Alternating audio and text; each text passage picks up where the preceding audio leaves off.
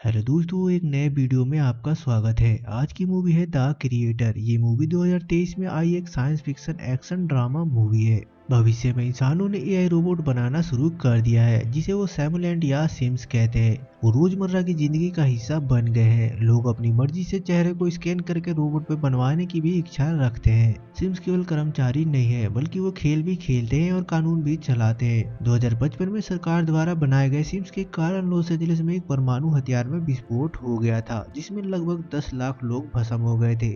इसलिए western कंट्रियां AI के किसी भी उपयोग पर प्रतिबंध लगाने के लिए एक साथ इकट्ठा हो गई। लेकिन न्यू एशिया अभी भी सिम्स को सम्मान नागरिक के रूप में समर्थन देता है और यहाँ तक कि उन्हें रखता भी है। मगर अमेरिका ने सिम्स को खत्म करने के लिए एक मिशन शुरू किया है और अपने मिशन को पूरा करने के लिए लगातार न्यू एशिया पे हमला करता रहता है। उनका सबसे महत्वपूर्ण हथियार नोमाद है जो कि सिम्स को जमीन पे स्कैन करके उन्हें मिटा देता है। सेना का मुख्य उद्देश्य निर्माता नाम के व्यक्ति को ढूंढना है जो कि एआई का लीडर है और वैज्ञानिक है। अब 10 साल बाद अमेरिकी सैनिकों का एक समूह न्यू एशिया के तट पे दिखाई देता है जबकि नोमाद आसमान से उस जगह को स्कैन कर रहा होता है। पास ही में जोशुआ अपनी पत्नी माया के साथ रहता है जिसके पास एक बहुत ही खास टैटू है। अचानक उन्हें एक शोर सुनाई देता है इसलिए जोशुआ जांच करने के लिए अपनी रोबोटिक अंगों को लगाता है। वो हारून के नेतृत्व में गार्डों के एक समूह को पाता है। वो ड्रू नाम के एक सैनिक को वहां लाए थे क्योंकि उन्होंने उसे उस एरिया में घुसपैठ करते हुए पाया था।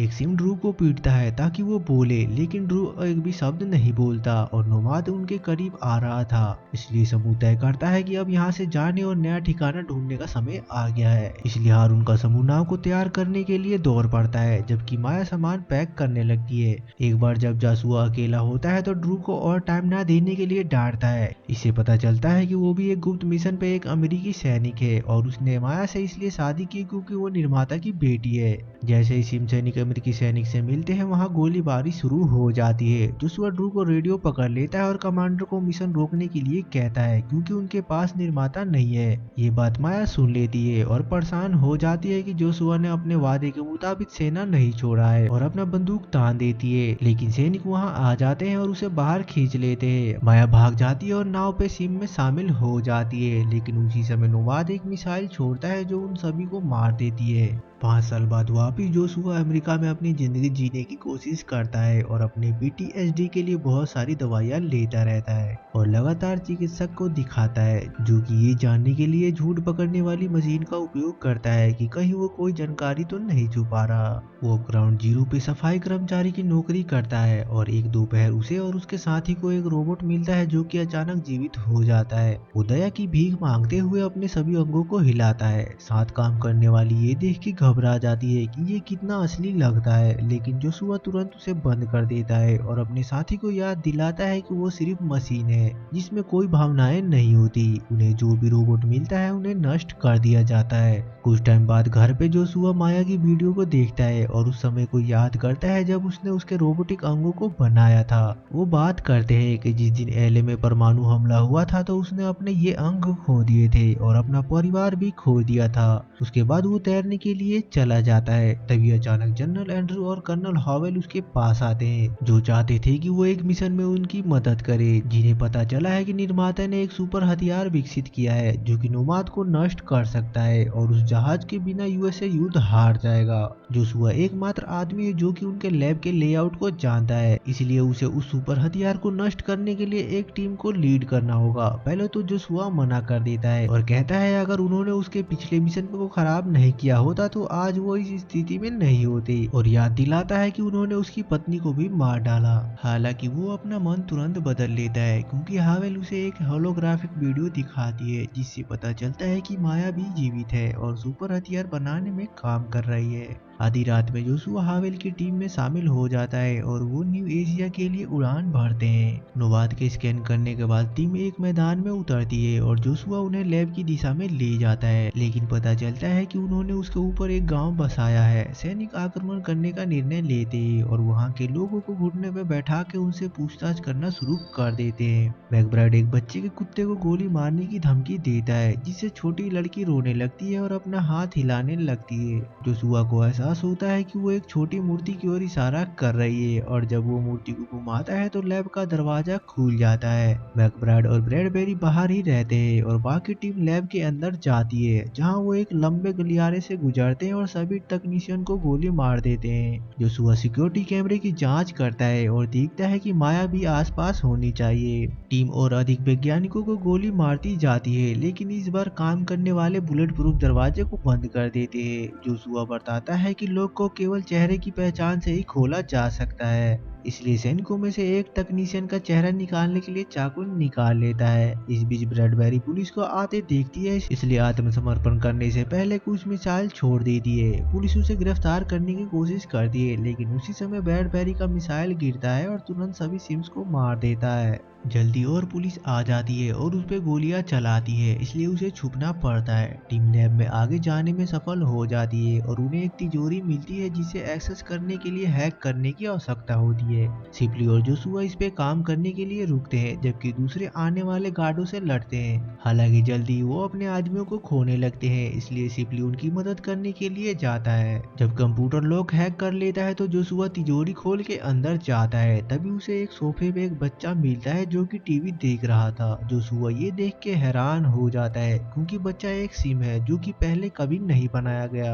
अचानक से एक वैज्ञानिक उसके पीछे से आती है और जोशुआ को गोली मार के इमरजेंसी डोर खोल देती है और बच्चे को कहती है कि जाके नोमाद को ढूंढे। बच्ची लैब से बाहर आती है और पहली बार बाहर के दुनिया को देखती है और मैदान में बहुत सारी लड़ाई को भी देखती है। जोशुआ उसका पीछा करता है और दौड़ते हुए वैज्ञानिकों के बीच माया को खोजने की भी कोशिश करता है, लेकिन कोई फायदा नहीं होता। टीम के बाकी लोग जहाज में चले जाते हैं, ये समझते हुए कि वो लड़ाई हार गए हैं और नोमाद के गोली चलाने से पहले उन्हें यहाँ से निकलने की जरूरत है। हालांकि हावेल पहले कुछ जांच करना चाहती है और वहाँ से चली जाती है। ब्रैडबेरी भी वापस आने की कोशिश करती है और जितनी तेज हो सके उतना तेज भागती है, लेकिन कोई चीज उसकी पीठ से टकराती है, मगर फिर भी वो जहाज में चढ़ने में सफल हो जाती है। लेकिन उसे पता चलता है कि उसके शरीर पे एक बॉम्ब है और वो हवा के बीच में ही फट जाता है और जहाज पास में गिर जाता है और नोमाद बॉम्ब गिराता है, जिससे जोशुआ भी बेहोश हो जाता है। अगली सुबह जोशुआ एक नाव पे उठता है और देखता है कि रोबोट लड़की उसे घूर रही है। वो उसे भगाने के लिए उस पे पत्थर फेंकता है, लेकिन लड़की उस पे वापस पत्थर फेंक देती है। फिर जोशुआ इलाके की जांच करता है और घायल सिपली को पाता है, इसलिए वो उसे उठाता है और इलाके की तलाशी कर रही पुलिस से बचने के लिए उसे एक घर में ले आता है। अचानक उन्हें एक शोर सुनाई देता है और उन्हें पता चलता है कि बच्चा उनके पीछे आ गया है और वो टीवी देख रहा है। जोशुआ उसे बंद कर देता है, मगर बच्ची अपने हाथों से इशारा करके उसे वापस चालू कर देती है, जिससे जोशुआ को एहसास होता है कि वो एक सुपर हथियार है। उसी समय जोशुआ के कम्युनिकेटर पे हावेल की कॉल आती है, जिसके कारण पास के सिम किसान का ध्यान उस पे जाता है। जोशुआ हावेल को बच्ची के बारे में बताता है और कर्नल उसे मारने का आदेश देती है, लेकिन तभी वहाँ पुलिस आ जाती है, जिससे उनकी बातचीत बंद हो जाती है।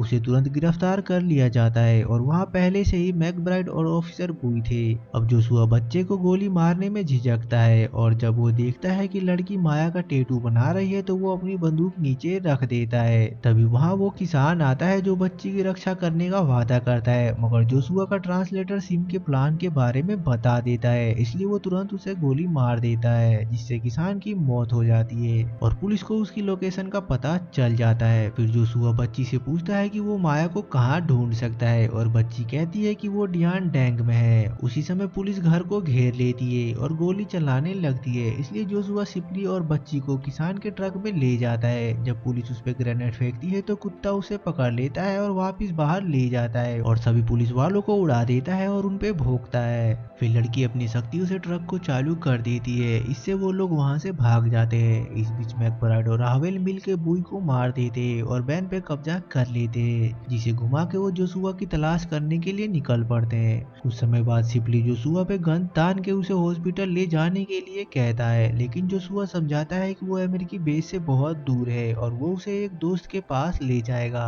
दुर्भाग्य आगे से सिपली का घाव बहुत ज्यादा गंभीर था, इसलिए वो ट्रक में ही मर जाता है। उसी समय जोशुआ देखता है कि एक कार आ रही है, इसलिए वो लड़की के रोबोटिक सर को टोपी से छुपा देता है। लड़की का कोई नाम नहीं है, इसलिए वो उसे एल्फी कहता है क्योंकि उसके कान पे अल्फा ओमेगा लिखा होता है। जब कार रुकती है तो जोशुआ अपनी बंदूक के साथ उसे शहर तक छोड़ने के लिए कहता है। कुछ टाइम बाद मैकब्राइड और हावेल को वो कार और शिल्पी की बॉडी मिलती है। हावेल एक डिवाइस की मदद से शिल्पी की चेतना को बुई के सीन में 30 सेकंड के लिए डालता है, लेकिन शिल्पी अपने शरीर को देख के घबरा जाता है और केवल ये कहने में सफल होता है कि जोशुआ उसे ये दोस्त के पास ले जा रहा था। फिर वो मर जाता है। शाम को कार को एक चौकी पे रोक दिया जाता है क्योंकि पुलिस को जोशुआ और एलपी का वांटेड का पोस्टर मिला था। जोशुआ कार के पीछे छिप जाता है, लेकिन एक पुलिसकर्मी एलपी को देखता है और उसे अपनी टोपी उतारने के लिए कहता है। एलपी अपनी शक्तियों से उस एरिया में अंधेरा कर देती है। फिर वो एक चिंगारी के साथ ध्यान भटकाती है और कार को फिर से चालू कर देती है और इसे नियंत्रित करके पुलिस से बच जाती है। उनके भागने की जानकारी पुलिस फ्रीक्वेंसी पे बताई जाती है, जिस वजह से हावेल और मैकब्राइड को इसके बारे में पता चल जाता है। इस बीच एक अधिकारी जो बुई जैसा चेहरे वाला होता है उसे सड़क किनारे शव मिलता है।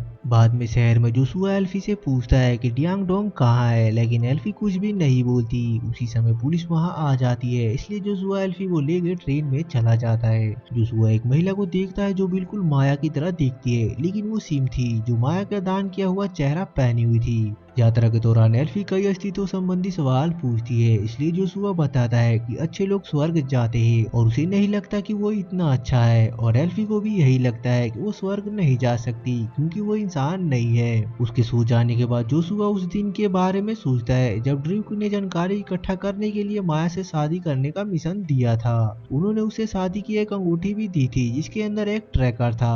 शाम को दोनों ट्रेन से निकलते हैं और दोनों अपने वांटेड पोस्टर को देखते हैं, जबकि एक आदमी उनको देखता है और पुलिस को बुलाता है। जोशुआ अपने दोस्त को देखने के लिए एल्फी को एक सिम फैक्ट्री में ले जाता है और पता चलता है कि ये ड्रू है। हमले की रात के बाद से ड्रू ने अपना मन बदल लिया था और वो अब एक एआई समर्थक है और एक कामी नाम की सिम को भी डेट कर रहा है। जोशुआ ड्रू से कहता है कि वो एल्फी से माया की लोकेशन का पता करे, लेकिन बच्ची बहुत ज्यादा इंक्रिप्टेड है। जब जोशुआ उसे पूछता है कि क्या वो माया की अंगूठी को पता लगा सकता है, तो ड्रू बताता है कि वो मर चुकी है, लेकिन जोशुआ उसकी बातों पर विश्वास करने से मना कर देता है। बाद में जब कामी एल्फी का ध्यान भटकाती है तो ड्रू जोशुआ को अपने निरीक्षण के नतीजे के बारे में बताता है कि एल्फी बढ़ने में सक्षम है और अभी उसकी शक्तियों की सीमा सीमित है, लेकिन वो भी बाद में बढ़ेंगी, जिसके कारण वो दूर से ही सभी टेक्नोलॉजी को कंट्रोल कर लेगी। उसी समय एल्फी कामी को बताती है कि कोई उसे लेने आ रहा है, लेकिन कामी जांच करती है तो ये फूड डिलीवरी वाला था। उसकी दरवाजा बंद करने के बाद पता चलता है कि डिलीवरी करने वाला लड़का दूसरा बुई था जो कि यहाँ बहुत से पुलिस वालों के साथ आया था। फिर वो खाने के डिब्बे का बम को एक्टिवेट कर देता है जिससे कामी की मौत हो जाती है। तभी पुलिस वाले अंदर आते हैं और एल्फी को पकड़ने की कोशिश करते हैं, लेकिन जोशुआ आता है और उन सभी को गोलियां मारना शुरू कर देता है, जबकि एल्फी शांति से टीवी देखती रहती है। जोशुआ बुई के चेहरे पे गोली मार देता है और एक बंदूक से सभी सिम को हरा देता है, लेकिन वहाँ और पुलिस के आने की आवाजें आती है और वो पुलिस के पहुंचने से ठीक पहले एल्फी को उठाता है और दुखी ड्रू को ले लेता है। और जब सिम इमारत की जांच करते हैं तो पता चलता है कि दो पुलिस वाले हावेल और मैकब्राइड है। हावेल कामी के सर को ले लेती है और उसे हैक करने का प्लान बनाते हैं। कुछ समय बाद ड्रू का कंप्यूटर अंगूठी को ट्रैक करता है और उन्हें जोशुआ के पुराने घर का पता चलता है। जब वो वहाँ जाते हैं तो जोशुआ तुरंत घर में घुसता है, लेकिन उसे वहाँ सिर्फ अंगूठी मिलती है। जब वो हमले की सुरक्षा रिकॉर्डिंग देखता है तो एल्फी उसे चेतावनी देने आती है कि सैनिक वहाँ आ रहे हैं, लेकिन जोशुआ उस पर झपटता है और चिल्लाता है जिससे एल्फी रोने लगती है और जोशुआ उसे एक इंसान के रूप में देखता है, इसलिए वो उसे माफी मांगते हुए गले लगा लेता है। अचानक ड्रू उन्हें हमले की चेतावनी देने के लिए अंदर आता है, लेकिन उसे गोलियां लग जाती है। मरने से पहले वो जोशुआ को बताता है कि माया ही निर्माता है, इसलिए उन्होंने 5 साल पहले हमला किया था। उन्हें जोशुआ को ये बताने की अनुमति नहीं थी क्योंकि जोशुआ को माया से प्यार था। जोशुआ एल्फी के साथ भागने की कोशिश करता है, लेकिन वो तुरंत हारून के सैनिकों द्वारा घेर लिए जाते हैं और जोशुआ को बेहोश कर देते हैं। उस रात जोशुआ सपना देखता है कि जब वो एक बार में माया से मिला था और उसने उसे एक कहानी बताई थी कि उसके पिता ने उन्हें एआई के बारे में सब कुछ सिखाया था। लेकिन युद्ध शुरू होने के बाद उन्हें भागना पड़ा, इसलिए उनका पालन पोषण सैमुलेंट ने किया, जो उन्हें उतना ही प्यार करते थे जितना इंसान करते हैं। अगली सुबह जोशुआ एक जहाज के अंदर कोठरी में जागता है। हारून उसे मिलने आता है और उसे बताता है कि माया के पिता असली निर्माता थे, लेकिन उनकी मृत्यु के बाद माया नई निर्माता बन गई और नोमाद को रोकने के लिए एल्फी को बनाया। एलए में परमाणु बमबारी मनुष्यों की एक प्रोग्रामिंग की गलती के कारण हुई थी और उन्होंने इसकी गलती के लिए मशीनों को दोषी ठहरा दिया। यदि सिम्स युद्ध जीत जाते हैं तो वो वेस्टर्न वर्ल्ड के साथ कुछ भी नहीं करना चाहते, बस वो शांति से जीना चाहते हैं। और सेना जोशुआ का यूज करके माया तक पहुंचने की कोशिश कर रही है। हारून जोशुआ को मारने पे विचार करता है, लेकिन बाहर कुछ शोर से बाधित हो जाता है। नोमाद उसके बेस को उड़ा रहा था। जोशुआ एल्फी को भागने में मदद करने के लिए मना लेता है और वो समुद्र में कूद जाता है। इसलिए सैनिक पानी पे गोलियां चलाते हैं और एक बार जब उन्हें लगता है कि जोशुआ मर चुका है तो वो नाव आगे बढ़ा देते हैं, इस बात से अनजान कि जोशुआ नीचे छुपा हुआ है। जब वो शहर पहुंचते हैं तो जोशुआ चुपचाप इधर उधर छुपता रहता है और इंसानों और सिम्स को एक साथ देखता है। यहाँ लोग खत्म हुए रोबोट के लिए भी शौक मना रहे होते हैं और एक सिम टीचर बच्चों को शांतिपूर्ण अस्तित्व के बारे में बताता है। शाम को जोशुआ हारून के सो जाने का इंतजार करता है और उसे स्टैंड बाई पे रखने के लिए सर में एक बटन दबाता है।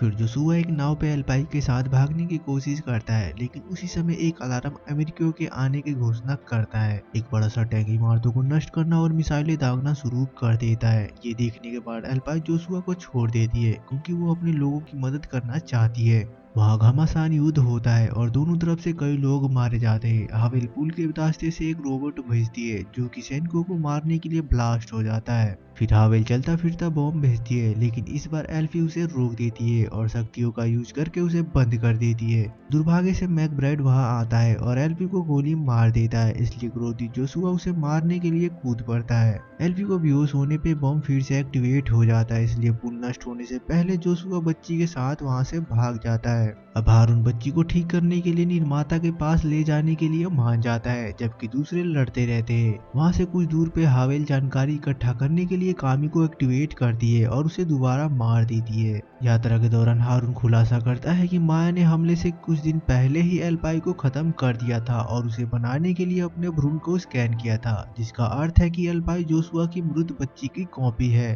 अंततः एल्पाई को कुछ मॉन्क द्वारा एक विशेष मंदिर में ले जाया जाता है और जोशुआ पूछता है कि क्या यह स्थान डियांग डैंग है। मॉन्क बताते हैं कि इस शब्द का मतलब है स्वर्ग, यानी माया मर चुकी है। अब तबाह हो चुका जोशुआ मंदिर में प्रवेश करता है और माया के शरीर के बगल में एलपी को आराम करते हुए पाता है। माया का शरीर मशीन से जुड़ा हुआ है और एक दूसरा भिक्षु बताता है कि माया 5 साल से ऐसे ही है, लेकिन वो वास्तव में जीवित नहीं है। मशीन सिर्फ उसके शरीर को काम कराती रहती है और सिम्स को इजाजत नहीं है कि वो अपने निर्माता को चोट पहुंचाए, इसलिए उसे मशीन से अलग करना जोशुआ पे निर्भर करता है। रोते हुए जोशुआ हर चीजों के लिए माफी मांगता है और मशीन बंद कर देता है। उसी समय अमेरिकी पहुंचते हैं और उस एरिया में सभी सिम्स को मारना शुरू कर देते हैं। हावेल मंदिर में पहुंचती है और जोशुआ को बंदूक की नोक पे रोकते हुए माया की चेतना को चिप में डाउनलोड करना शुरू कर देती है। हारून भी आता है और हावेल को गोली मार देता है, जिसके कारण 2 सैनिक उसे गोली से मार देते हैं। हावेल उसकी जांच करने के लिए उसके करीब आती है, लेकिन पता चलता है कि उसकी पीठ पे एक बम है, जिसे एल्फी ने सैनिकों को मारने के लिए एक्टिवेट कर दिया।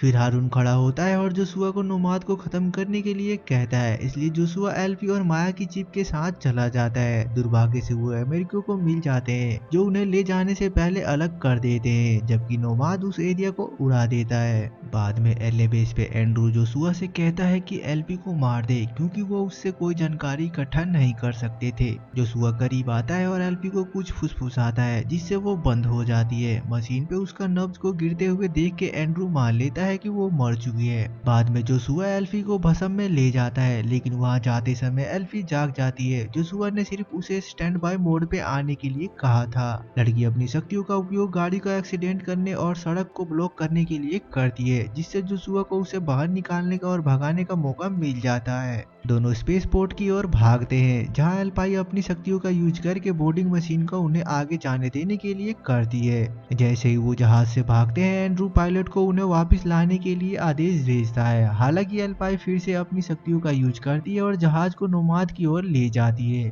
सभी नागरिकों को विमान से उतारने के बाद गार्ड अंदर आते हैं, लेकिन जोशुआ वैक्यूम बनाने के लिए दरवाजा खोल देता है, जिससे सभी गार्ड आसमान में उठ जाते हैं। बाद में जोशुआ एक विस्फोट तैयार करता है, इसलिए एंड्रू सभी सिम ठिकानों पे बड़े पैमाने पे हमला करने की तैयारी करके जवाब देता है। जब जोशुआ मिसाइल को तैयार होते हुए देखता है तो वो माया की चिप एल्पाई को देता है और उसे हमले को रोकने के लिए कहता है, और वो विस्फोट लगाता है। एल्पाई कुछ गलियों से होके गुजरती है और जब तक कि वो सही कमरे तक नहीं पहुंच जाती, और समय से सभी मिसाइलों को रोकने के लिए अपनी शक्तियों का यूज करती है। जबकि जोशुआ बम लगाता है जो कि 10 मिनट में फट जाएगा। एल्फी दोबारा भागने लगती है, मगर वो गलत गलियारा ले लेती है और उसे स्लीपिंग सिम से भरा एक कमरा मिलता है, जिसमें माया जैसा दिखने वाला एक सिम भी शामिल है। वो तुरंत उसे बाहर निकालती है और उसमें चिप लगाती है, लेकिन दुर्भाग्य से ये काम नहीं करती। उस समय कुछ मिसाइलें रोबोट वाले गाँव को उड़ाने में सफल हो जाते हैं। जोशुआ के सूट में ऑक्सीजन खत्म हो रही थी, लेकिन एल्फी आती है और उसे हवा वाले कमरे में ले जाती है।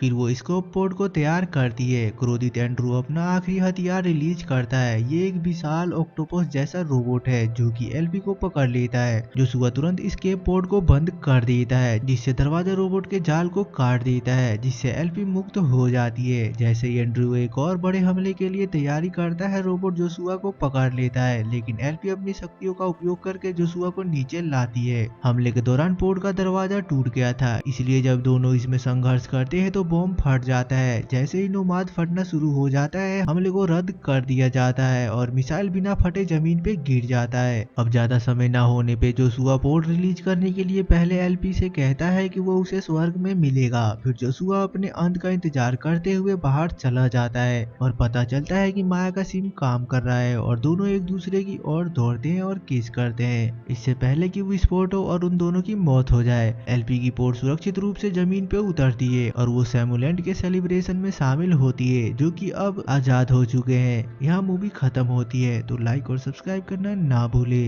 मूवी देखने के लिए धन्यवाद।